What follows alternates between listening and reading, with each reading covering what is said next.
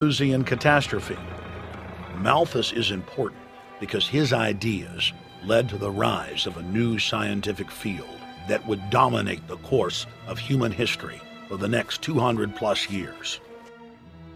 Charles Darwin, an admirer of the Malthusian catastrophe model, developed the theory of evolution, its chief tenet being the survival of the fittest. With the help of T.H. Huxley, known as Darwin's bulldog for his strong support of Darwin's theories were pushed into wide acceptance among key scientific circles throughout England and then the world.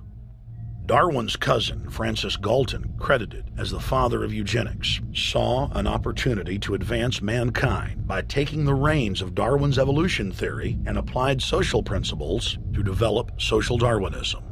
The families Darwin, Galton, Huxley, and Wedgwood were so obsessed with their new social design theory that they pledged their families would only breed with each other.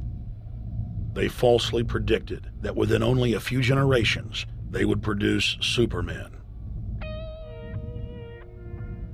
The emerging pseudoscience was only codifying the practice of inbreeding, already popular within elites for millennia.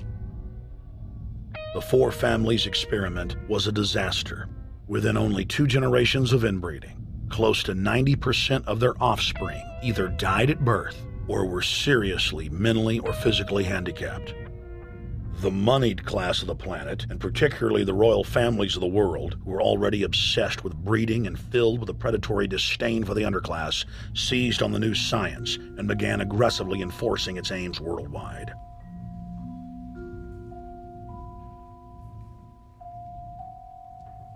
Biometrics appears to be a new science, but it was actually developed by Galton back in the 1870s as a way to track racial traits and genetic histories, and as a way to decide who would be licensed to breed. In 1904, the Cold Springs Harbor Research Facility was started in the United States by eugenicist Charles Davenport with the funding of prominent robber barons Carnegie, Rockefeller, and Harriman. In 1907, the first sterilization laws were passed in the United States. Citizens with mild deformities or low test scores on their report cards were arrested and forcibly sterilized. You're 17, aren't you, Alice? Yes, but what have you done with my folks? Well, we're trying to help them, Alice, and you too. They were taken to the hospital this afternoon. Hospital? Wasn't none of them sick this morning? We thought it necessary to present your family's case to the State Medical Commission. And after an examination, they decided there was but one important action to take: to have your entire family sterilized. Why, what's that? I don't know what you're talking about. Now, in this state, we have a law which provides for such people to have an operation so there won't be any more children. I see. Now, we've placed your brothers in institutions where they'll be properly cared for. You can go back to your job soon. I'll arrange to have it held open for you. But I'm keeping my job. I'm not going anywhere. Now, you're going to the hospital too, Alice. And you mean they're going to stop me from having children ever? Exactly. I'm all right, I tell you. I won't go to any hospital. We don't want any trouble with you, young woman. If you refuse to go, the officer here will take you by force.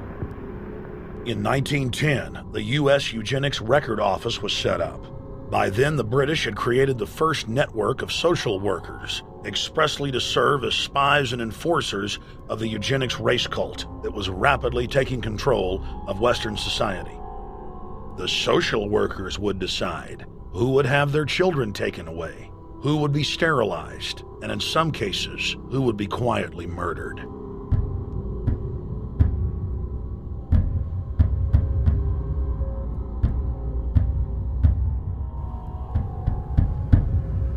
In 1911, the Rockefeller family exports eugenics to Germany by bankrolling the Kaiser Wilhelm Institute, which later would form a central pillar in the Third Reich.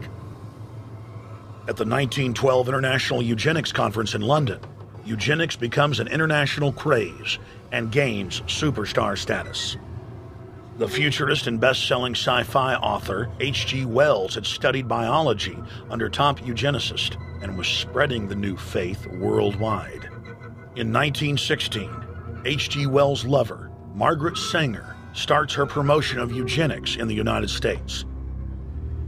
In 1923, Sanger receives massive funding from the Rockefeller family. Sanger wrote to fellow eugenicist Clarence J. Gamble that black leaders would need to be recruited to act as frontmen in sterilization programs directed against black communities. In 1924, Hitler pens Mein Kampf, or My Struggle, and credits U.S. eugenicist as his inspiration.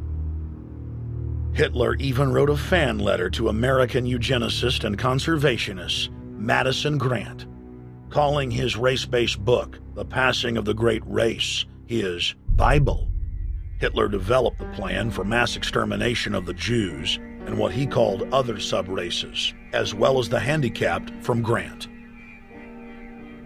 By 1927, eugenics hit the mainstream. The so-called science was aggressively pushed through contests at schools, churches, and at state fairs. Churches competed in contests with big cash prizes to see who could best implement eugenics into their sermons. Major denominations then tell Americans that Jesus is for eugenics. That same year in the United States, more than 25 states passed forced sterilization laws, and the Supreme Court ruled in favor of brutal sterilization policies. When Hitler came to power in 1933, one of his first acts was to pass national eugenics laws, modeled after laws in the United States.